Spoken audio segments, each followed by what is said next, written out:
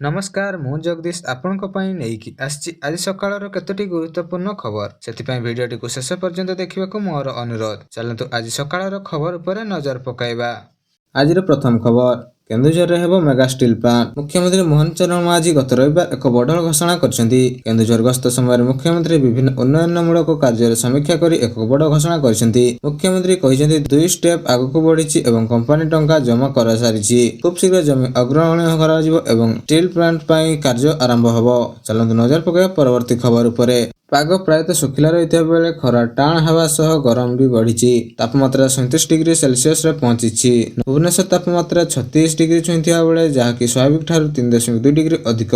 राज्य रे 9 स्थान रे तापमात्रा 35 डिग्री ऊपर थिया बेले पाणीपाग पूर्वानुमान अनुसार राज्य रे हकबो बड़ वर्षा संभावना नाही। गत रविवार और आज सोमवार उत्तर ओडिसा रे अल्प केतेक स्थान रे दक्षिण ओडिसा रे गोटिए दुईटी जगह रे हल्का मध्यम धरणर वर्षा होई पारे। गंजाम रु बालेश्वर पर्यंत उपकूल ओडिसा रे उत्तर ओडिसा और पश्चिमवर्ती जिला गुड़िकर घड़घड़ी सह पवन आशंका रही।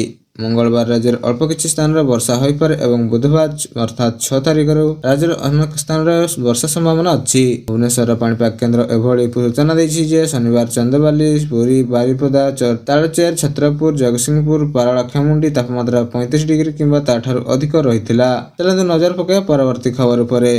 अगस्त 9 रे मिलिबो सुभद्रा योजनार तृतीय किस्ती। ओडिशा रे उपमुख्यमंत्री प्रभाती परिडा घोषणा करछन्ती जे आसंता अगस्त 9 रे राखी पूर्णिमा दिन सुभद्रा योजनार तृतीय किस्ती दिया जिवो। वर्तमान पर्यंत राज्य रे 1 कोटी रु अधिक महिला प्रति 6 मास रे 5000 टंका पाई योग्य होइछन्ती। कोरापुट जयपुर एही टंका प्रदान कार्यक्रम आयोजित हेबा परे मुख्यमंत्री मोहन चरण माझी एथिरे जोग देबे। तळपट अयोग्य व्यक्ति को बाद दे 2 लाख आवेदन सर्वे पर टंका दिया जिवो।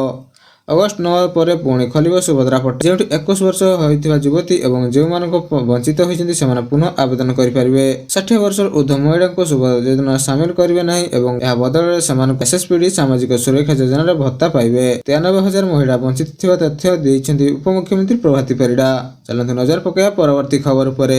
प्लास्टिक बोतल रे पेट्रोल किंवा डीजल बिक्री कले हेबो कार्यानुष्ठान। प्लास्टिक बोतल तथा निषिद्ध कंटेनर रे पेट्रोल सामग्री बिक्री कले जोगाण संरक्षण और परिवहन राज्य सरकार निषेधाज्ञा करथिया बेले एनै राज्य सरकार जोगाण विभाग सचिव संजय कुमार सिंह राज्यर सब जिलापाल को गत शुक्रवार पत्र लिखिछन्ती। उक्त नियम को कड़ाकड़ी भाव में कार्यकारी कराजिबा लागि से चिठी निर्देश दैथिबा बेले उक्त चिठी रे से उल्लेख करछन्ती जे राज्यर विभिन्न स्थान रे पेट्रोल और डीजल प्लास्टिक बोतल एवं अनुमोदित नथिबा पात्र बिक्री एवं परिवहन करा जाउथिबा सरकार दृष्टिगोचर होइछि। एही असुरक्षित अभ्यास केवल विभिन्न आईन एवं नियम अनुसार अवैध होइथिबा बेले उल्लंघन करे नाही बरं जनसंख्या को सुरक्षा और परिवेश प्रति गंभीर विपद सृष्टि करछि।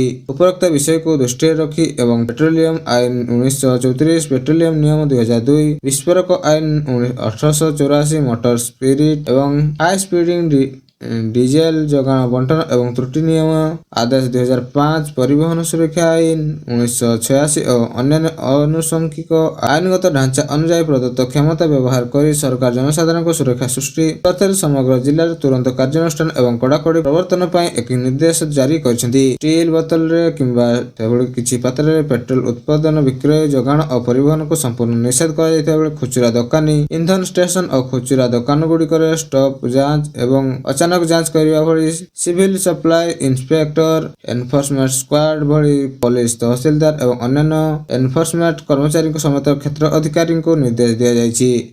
प्लास्टिक पात्र किंबा अनुमोदित नथिबा पैकेज रे पेट्रोल जोगाण करथिले उल्लंघनकारी को विरुद्ध रे तुरंत कार्यानुष्ठान ग्रहण करा जियो बोली सूचना दैछन्ती राज्य सरकार। चलंत नजर पकाइबा परवर्ती खबर उपरे। अटीटी प्रश्नपत्र लीक मामला बोर्ड उपसभापति गिरफ। अटीटी प्रश्नपत्र लीक मामला रे बोर्ड उपसभापति निहार रंजन महांती को गिरफ कला क्राइम ब्रांच। गतकाली ऑफिस डाकी निहार को क्राइम ब्रांच जेरा करथिया बेले उपसभापति निहार को लैपटॉप को अटीटी प्रश्नपत्र आसला किपरि ताको नै खड़ताल करथिला क्राइम ब्रांच। पूर्व लीक मामला रे 7 जन बंधा होइथिया बेले जुलाई 20 रे हेबाकु थिबा अटीटी परीक्षा पूर्व दिन सोशल मीडिया रे प्रश्नपत्र भाइराल हेबा परे बातिल करा जायतिला। Board of secondary education BSC कार्यालय रो data entry operator Jitendra Maharana को मुख्य अभियुक्त बोली चिन्हट होइथिया बेले से बीएससी अध्यक्ष लैपटॉप को प्रश्नपत्र चोरी करी पेन ड्राइव रे स्थानांतर करथिले। एहा परे रायगढ़ जिल्ला रे शिक्षक विजय मिश्र कोरापुट रो सनातन विषय को अन्य 3 दलाल को माध्यम रे प्रश्नपत्र बिक्री करा जायतिला।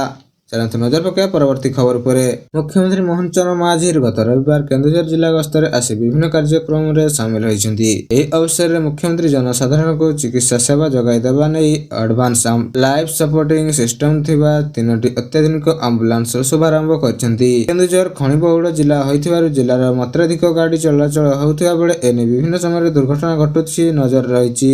ଅପହଞ୍ଚ ଅଞ୍ଚଳ ଏହି ଅତ୍ୟାଧୁନିକ ଆମ୍ବୁଲାନ୍ସ ସେବା ସହାୟତା ହେବ ବୋଲି କେନ୍ଦୁଝର ଜିଲ୍ଲାର ଅଗ୍ରଣୀ ସ୍ୱେଚ୍ଛାସେବୀ ସଂଗଠନ ଇଣ୍ଡିଆନ ବାଇବାର ପ୍ରକାଶ କରିଛି। 3ଟି ଘରୋଇ ସଂସ୍ଥାର ଅନୁଦାନରେ ଏହି ଅତ୍ୟାଧୁନିକ ଆମ୍ବୁଲାନ୍ସ ପ୍ରଦାନ କରାଯାଇଥିବା ସୂଚନା ମିଳିଛି। ଚାଲନ୍ତୁ ନଜର ପକାଇବା ପରବର୍ତ୍ତୀ ଖବର ଉପରେ। ନିରାମିଷ ପିଲାଙ୍କ ପାଇଁ ଖୁସି ଖବର। ଶିଶୁ ବାଟିକାରୁ ଦଶମ ଯାଏଁ ଛାତ୍ରଛାତ୍ରୀଙ୍କୁ ବିଦ୍ୟାଳୟରେ ମିଳିବ ଫଳ। ଅଣ୍ଡା ବଦଳରେ ଅଣ୍ଡାର ମୂଲ୍ୟର ଫଳ ଦିଆଯିବ ବୋଲି ସୂଚନା ଆସିଛି। ରାଜ୍ୟ ଶିକ୍ଷା ବିଭାଗ ନିଷ୍ପତ୍ତି ନେଇଛି ଯେ ଯେଉଁ ସ୍କୁଲର ପିଲା ଆମିଷ ଖାଉନଥିବେ ସେମାନଙ୍କୁ ଫଳ ମିଳିବ। ଶିଶୁ ବାଟିକାର ଦଶମ ଶ୍ରେଣୀ ଯାଏ ପିଲାଙ୍କୁ ମିଡ୍ ଡେ ମିଲ୍ ଅଣ୍ଡା ବଦଳରେ ସେମାନଙ୍କୁ ଅଣ୍ଡା ମୂଲ୍ୟର ଫଳ ଦିଆଯିବ ବୋଲି ସୂଚନା ଆସିଛି। ସପ୍ତାହକୁ 3 ଥର ଯଥା ସୋମବାର, ବୁଧବାର, ଶୁକ୍ରବାର ଏହି 3 ଦିନ ପିଲାଙ୍କୁ ଫଳ ଦିଆଯିବ ଏବଂ ରାଜ୍ୟରେ କୁପୋଷଣ ଦୂରେଇବା ସହ ପିଲାଙ୍କୁ ସ୍କୁଲ ପ୍ରତି ଆକୃଷ୍ଟ କରିବାକୁ ଆରମ୍ଭ ହୋଇଛି ମଧ୍ୟାହ୍ନ ଭୋଜନ ଏବଂ ଖାଦ୍ୟ ସାରଣୀ। ଏହା ମଧ୍ୟରେ ଅଣ୍ଡା ଦିଆଯାଉଥିବା ମଧ୍ୟ ବ୍ୟବସ୍ଥା ରହିଥିବା ବେଳେ କିନ୍ତୁ ପିଲା ଆମିଷ ଖାଉନଥିବାରୁ ସେମାନଙ୍କ ପାଇଁ ନୂଆ ନିଷ୍ପତ୍ତି ନେଇଛନ୍ତି ରାଜ୍ୟ ସରକାର। ଏଣିକି ଯେଉଁ ଛାତ୍ରଛାତ୍ରୀମାନେ ଆମିଷ ଖାଉନଥିବେ ସେମାନଙ୍କୁ ଅଣ୍ଡା ବଦଳରେ ଫଳ ଦେବେ ବୋଲି ଘୋଷଣା କରିଛନ୍ତି ରାଜ୍ୟ ସରକାର। ଚାଲନ୍ତୁ ନଜର ପକାଇବା ପରବର୍ତ୍ତୀ ଖବର ଉପରେ। ଯାତ୍ରୀଙ୍କ ପାଇଁ ଆସିଲା ଖୁସି ଖବର। ପୁଣି ଆରମ୍ଭ ହେଲା କେଦାରନାଥ ଯାତ୍ରା। ଉତ୍ତରାଖଣ୍ଡ ସ୍ଥିତ ଭଗବାନ ଶିବଙ୍କ 11ତମ ଜ୍ୟୋତିର୍ଲିଙ୍ଗ ବା କେଦାରନାଥ ଧାମ ଯାତ୍ରା ଗତ ଶନିବାର ଠାରୁ ପୁନଃ ଆରମ୍ଭ ହୋଇଛି। ପଦଯାତ୍ରା ମାର୍ଗର ଭୂସ୍ଖଳନ କାରଣରୁ ଏହି ଯାତ୍ରା ବହୁ ଦିନ ହେବ ବନ୍ଦ ରହିଥିବା ବେଳେ କିନ୍ତୁ ଏବେ କେଦାରନାଥ ଦର୍ଶନ କରିବା ପାଇଁ ଶ୍ରଦ୍ଧାଳୁଙ୍କୁ ପୁନଃ ତୁଳନାରେ ଅଧିକ ଯାତ୍ରା କରି ବାବାଙ୍କ ଧାମକୁ ପହଞ୍ଚିବାକୁ ହେବ। ରୁଦ୍ରପ୍ରୟାଗ ପୋଲିସ ଅଧୀକ୍ଷକ ସର୍ବେଶ ସିଂ ପାୱାର କହିଛନ୍ତି ଯେ ଯେଉଁ କିଛି ମୁଖ୍ୟ ସଡ଼କ ମାର୍ଗ ପର୍ଯ୍ୟନ୍ତ ଚାଲିବା ଯୋଗ୍ୟ ରହିଛି, ଯିବା ଆସିବା ପାଇଁ ରାସ୍ତା ଭଲ ହେବା ପରେ ସୋନପ୍ରୟାଗ ଯାତ୍ରୀଙ୍କ ଗୋଷ୍ଠୀକୁ ଗୌରୀକୁଣ୍ଡ ଦେଇ କେଦାରନାଥ ପାଇଁ ପଠାଯାଇଛି। କ୍ଷତିଗ୍ରସ୍ତ ହୋଇଥିବା ସ୍ଥାନରେ ବାହନ ଆଗମନ ଆରମ୍ଭ ହେବା ପର୍ଯ୍ୟନ୍ତ ଶ୍ରଦ୍ଧାଳୁଙ୍କୁ ପ୍ରାୟ 22 କିଲୋମିଟର ପର୍ଯ୍ୟନ୍ତ ଚାଲି କେଦାରନାଥ ଧାମ ଯାତ୍ରା କରିବାକୁ ହେବ। ବର୍ଷା ହେବା ଯୋଗୁଁ ଅସ୍ଥାୟୀ ଭାବରେ ବାହନ ଚଳାଚଳ ବନ୍ଦ ରହିଛି।